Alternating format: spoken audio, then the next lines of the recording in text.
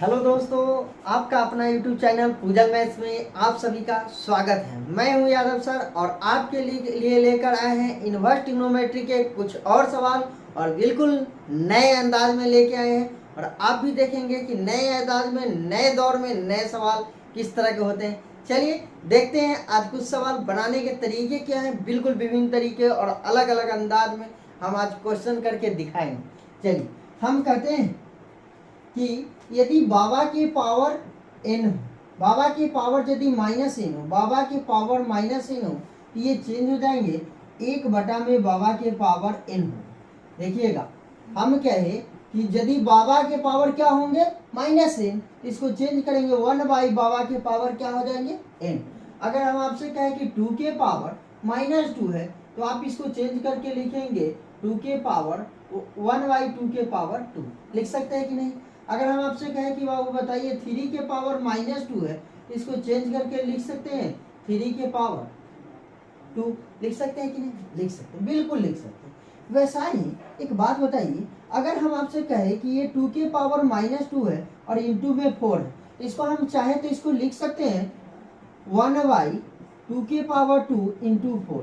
अब 2 के पावर 2 के मतलब कितना 4, और ये 4 से 4 क्या हो जाएगा। एक बात समझ में आया कि अगर पावर क्या है होगा, देखिएगा पावर में क्या है माइनस है, पावर में क्या है माइनस है। जैसे अगर हम कहे आपसे कि यहाँ लिख दे साइन के पावर -1 लिख देते, साइन के पावर क्या लिख देते हैं -1, ये छोड़िए। अगर हम आपसे कहे कि 2 के पावर -1 लिख देते हैं, इंटू में 2 लिख देते हैं, 2 के पावर -1 इंटू 2, तो बाबा के पावर -n है तो चेंज करेंगे 1 में बाबा के पावर n।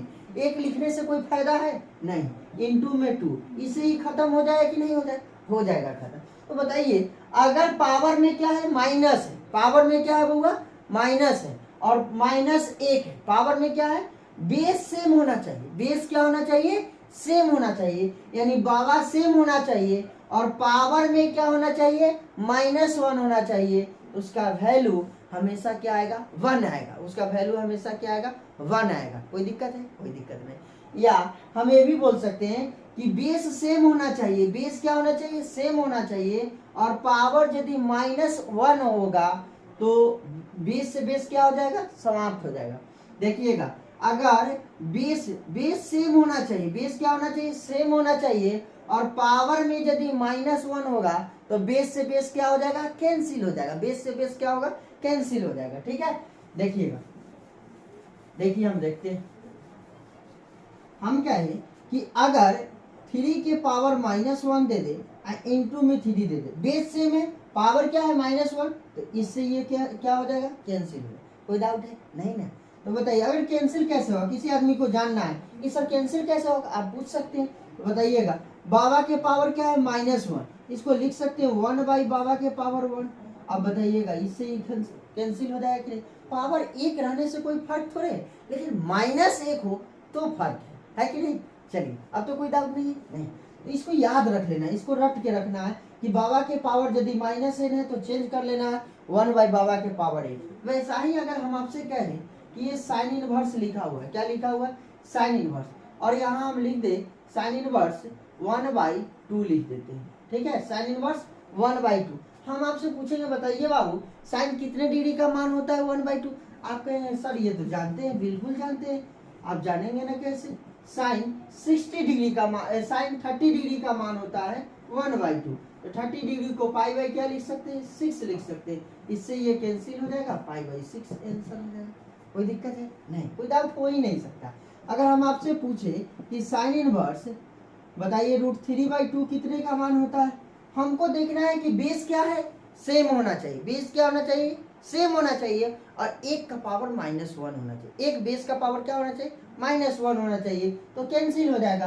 तो बताइएगा इसको हम लिख देते हैं साइन कितने डिग्री का वैल्यू है, बेस हमेशा सेम बना लेना। तो बताइएगा आप कहिए सर साइन ये साइन 60 डिग्री का मान है, इसको π/3 लिख सकते हैं। ये देखिए तो बेस का इसका पावर -1 है और इस बेस देखिए सेम है कि नहीं है, तो बेस यदि सेम हो और एक बेस का पावर -1 हो तो बेस से बेस क्या हो जाएगा कैंसिल हो जाएगा, तो π/3 क्या हो जाएगा 3।